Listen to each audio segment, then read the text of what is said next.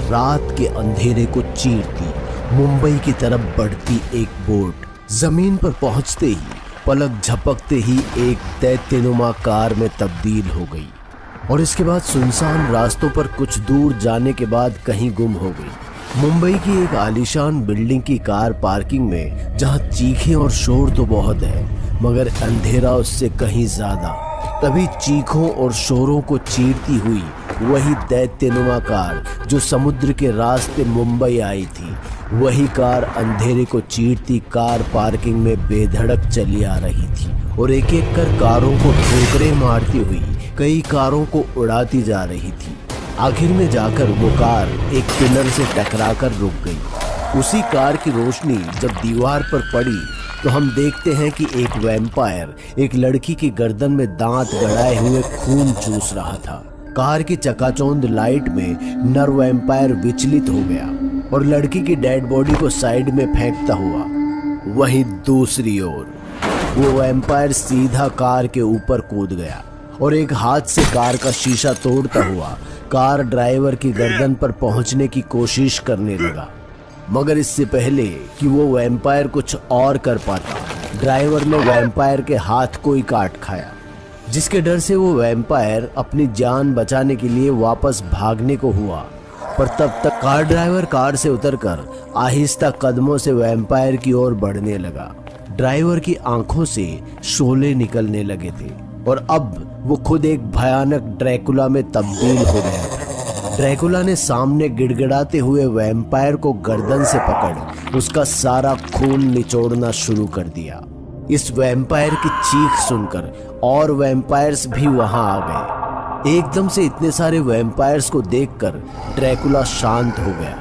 Vampires भी Dracula को प्यासी नजरों से ही देख रहे थे, पर इससे पहले कि वो वैम्पायर कुछ कर पाते, ड्रैकुला ने अपने दबोचे हुए शिकार को दूर फेंका और वापस अपनी दैत्यनुमा कार में बैठ सभी वैम्पायर्स के बीच से वापस समुद्र के अंधेरे में गुम हो गया। अगली सुबह घाटकोपर में सालों से सुनसान पड़ी बिल्डिंग में कुछ लोग इकट्ठा होकर कॉफिन में रखी एक लाश का मातम मना रहे थे कि तभी एक आदमी वहां आया और सबसे चिल्लाते हुए बोला, निकम्मो, क्या मुंह दिखाऊंगा मैं अपने आकाओं को? नेक्स्ट मंथ नए ड्रग्स की लॉन्चिंग के लिए सारे शहर के लड़के लड़कियों को इनवाइट किया गया है। नामी गिरामी फिल्मी और पॉलिटिक्स हस्तियां भी आएगी उस रेव पार्टी में। एक छोटी सी डील भी संभाल नहीं पाए तुम लोग, और इस ड्रैकुला के बच्चे को मैंने खून के आंसू नहीं रुलाए ना, तो मैं भी इस शहर का मेयर नहीं। इतना कहकर मेयर वापस चला गया। उसी शाम मेयर एक लंबी चौड़ी मेज के चारों तरफ बैठे पुलिस अधिकारियों से बड़ी बेरुखी से बात कर रहा था। क्या चल रहा है शहर का? क्या कर रहे हो तुम लोग? अरे कुछ करो, मुझे इस शहर में इस तरह की व्यवस्था कतई बर्दाश्त नहीं है। मेयर डीजीपी के कंधे पर अपने नुकीले नाखून चुभाता हुआ कह रहा था। बहुत बोल रहे थे ना डीजीपी तुम कि तुम्हारे पास बड़े काबिल अफसर हैं जो पल भर में एनकाउंटर करके बड़े बड़े मुजरिमों को गिरा देते हैं। कहाँ है तुम्हारे एनकाउंटर स्पेशलिस्ट? अरे कमिश्नर साहब, आप ही कुछ जोहर दिखाओ। हैं? ये डीजीपी को तो बिस्तर गरम चाहिए और ठंडी बियर चाहिए, बाकी किसी काम का नहीं है ये। इससे कुछ नहीं होने वाला। इसके पहले वाला जो डीजीपी था उसका क्या हुआ? आज तक उसकी लाश का भी पता नहीं चला। अब मेरी बात ध्यान से सुन लो तुम लोग। मेरा 1200 करोड़ रुपया लगा है नेक्स्ट मंथ के न्यू ईयर पार्टी में, और कोई बवाल नहीं चाहिए मुझे। बड़े बड़े मिनिस्टर और फिल्मी हस्तियां आ रही है न्यू ईयर पार्टी में। कुछ भी गड़बड़ हुई तो ऐसी जगह पटकूंगा तुम सबको कि बस नक्सलाइट्स को ढूंढते ढूंढते उम्र गुजर जाएगी। बहुत मलाई उड़ा रहे हो ना तुम सबके सब। मेयर बोलता हुआ टेबल के दूसरे कोने में बैठे हुए एक इंस्पेक्टर के पास गया और अपनी बात खत्म होते ही मेयर ने उस इंस्पेक्टर की गर्दन में अपने दांत चुभो दिए और उसे तड़पाते हुए उसके जिस्म से सारा खून निचोड़ लिया और उसे मुर्दा कर इंस्पेक्टर की लाश को सबके सामने टेबल पर पटक दिया। अगर मुझे धोखा दिया या फिर मेरी बात नहीं मानी तो तुम सबका भी यही हश्र करूंगा। समझे? मेयर ने सभी मौजूद पुलिस कर्मियों को अपनी शक्ति का नमूना दे दिया था, जिसे देख सबकी रूह कांप गई थी। एक सुनसान बंगला, रात का अंधेरा, अंधेरे घर के अंदर फंसा एक इंसान। बाहर से घर पर लगातार ताबड़तोड़ गोलियों की बौछार चालू थी और बंगले के अंदर बैठा वो शख्स आराम से एक कोने में बैठा गोलियों की आवाज सुन रहा था। सर वो ड्रैकुला अंदर है। और अगर अंदर नहीं मिला तो क्या? तुम्हारे पास कोई ठोस सबूत है? नहीं सर, पर मेरी खबर पक्की है। रुको, फिर मैं एक बार अंदर जाकर देखता हूँ। अंदर बैठा वो ड्रैकुला इंस्पेक्टर और हवलदार की सारी बातें सुन रहा था। इंस्पेक्टर जैसे ही बंगले में आता है तो उसे अपने सामने दो सुलगती लाल आंखें दिखाई देती है। इंस्पेक्टर समझ गया था कि ये ड्रैकुला ही है। इंस्पेक्टर ने तुरंत ही अपनी बंदूक निकाल ड्रैकुला को छलनी कर दिया, पर ड्रैकुला को एक खरोच तक नहीं आई थी और उसके सारे जख्म एक पल में भर गए थे। गोलियां खत्म होते ही ड्रैकुला इंस्पेक्टर के ऊपर टूट पड़ा और उसके जिस्म से उसका सारा मांस, सारी हड्डियां अलग करके उसे खा गया। लेकिन ड्रैकुला ने इंस्पेक्टर के सिर को सामने से गोलियां चला रही पुलिस फोर्स के सामने फेंक दिया। अपने साथी इंस्पेक्टर का कटा हुआ सिर देखकर सभी पुलिस वाले और गुस्से में आ गए और फिर बंगले में हर हिस्से पर अंधाधुंध गोलियां चलाने लगे। और बंगले के अंदर बैठा वो ड्रैकुला ये सब देख जोर जोर से हंसे जा रहा था।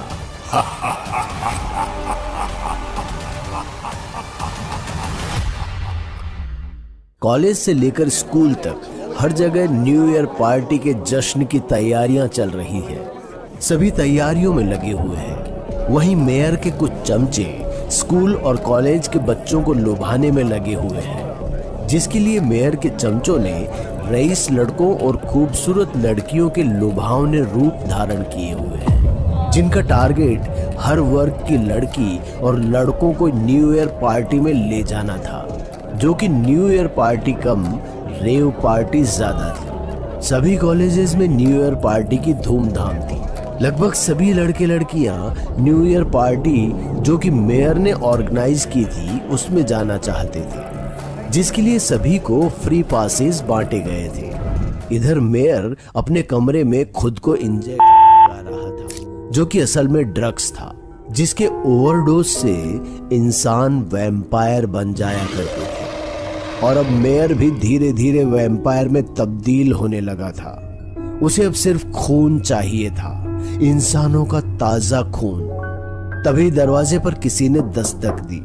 एक सरकारी नौकर कुछ फाइल्स पर दस्तखत कराने के लिए मेयर के सामने आ गया।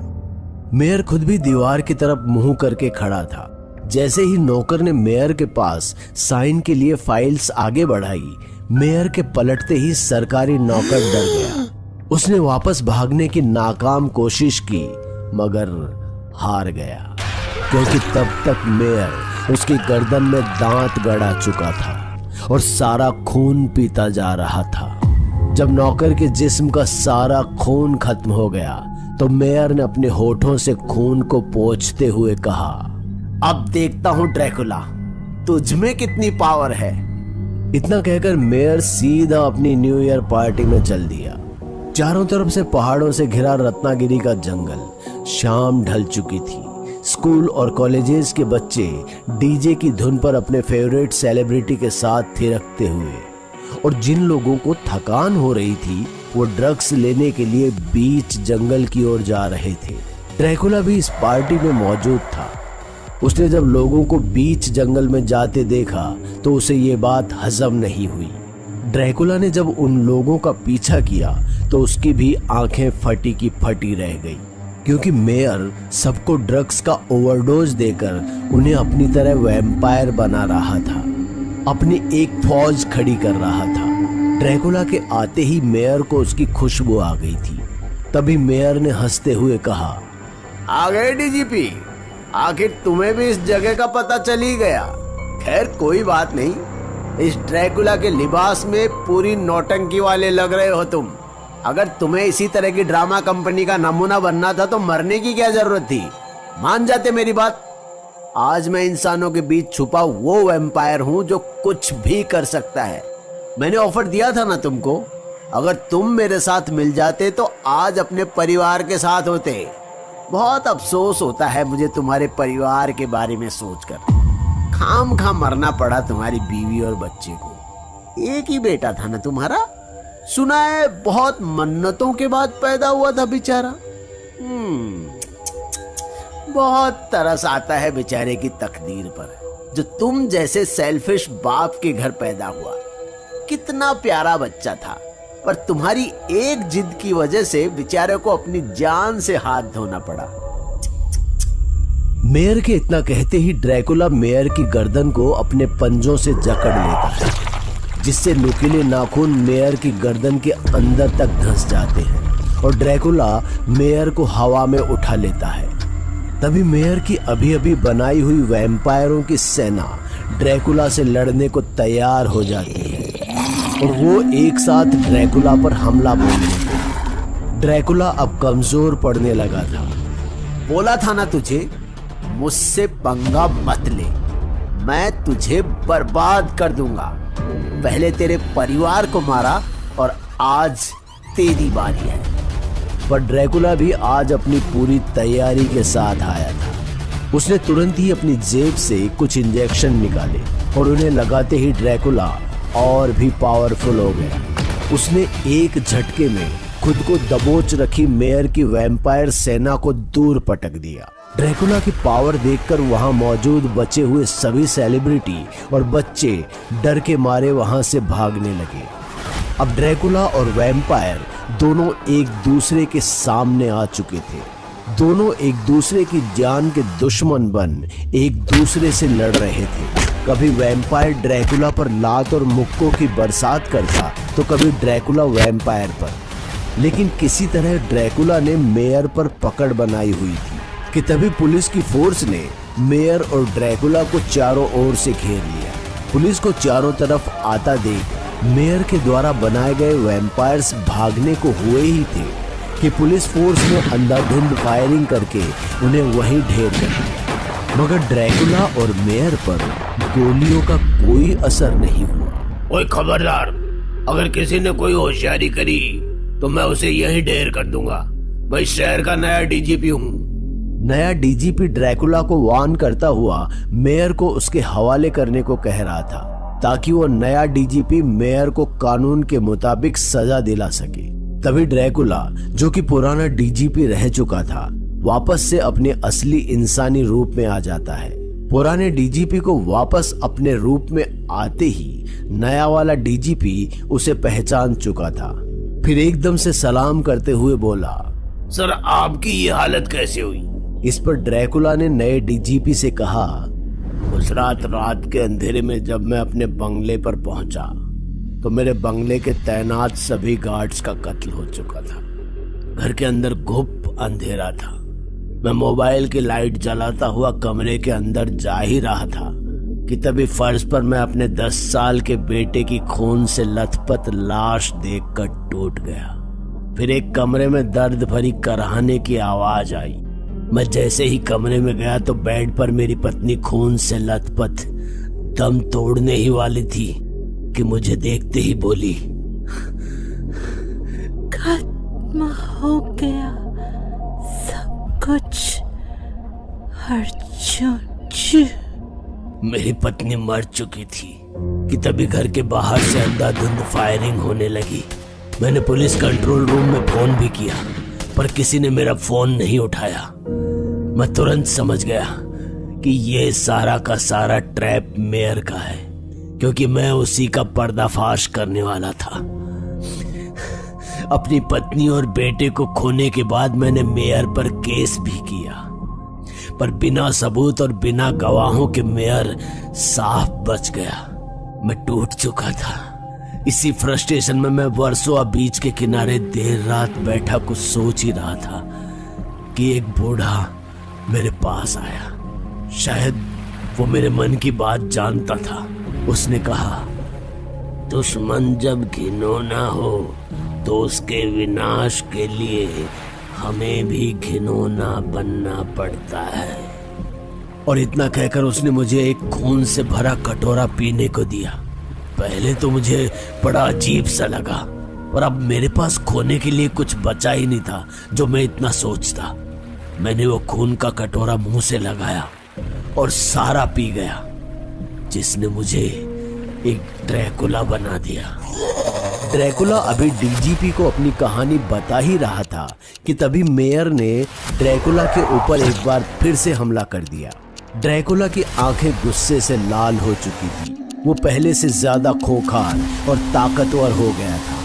ड्रैकुला ने तुरंत ही अपना हाथ मेयर के पेट में घुसाकर अपने नुकीले नाखूनों से मेयर को 2 टुकड़ों में चीर दिया और दोनों टुकड़ों को विपरीत दिशाओं में फेंक दिया। मेयर की कहानी खत्म हो चुकी थी, पर जिन बच्चों को मेयर ने ड्रग्स का ओवरडोज देकर वैम्पायर बनाया था, उनका क्या? सब लोग इसी बात के बारे में सोच रहे थे कि तभी ड्रैकुला ने कहा, इन लोगों पर ड्रग का असर नया नया है, इसलिए इन्हें ठीक कर सकते हैं। उसके लिए तुम्हें इन सबको मेरा खून पिलाना होगा। सब पहले जैसे नॉर्मल हो जाएंगे, और जो ठीक ना हो सकते उनका क्या? डीजीपी की बात सुन ड्रैकुला ने मुस्कुराते हुए कहा, उसकी फिक्र तुम मत करो, उसके लिए मैं हूं ना। अगर वैम्पायर्स का आतंक फिर से बढ़ा तो उनकी मौत बनकर उनके सामने मैं हमेशा रहूंगा। ये मुंबई मेरी जान है और मैं इसे बर्बाद नहीं हूँ। 10 रुपए दे तुरतरे की चीज है? तुरतरे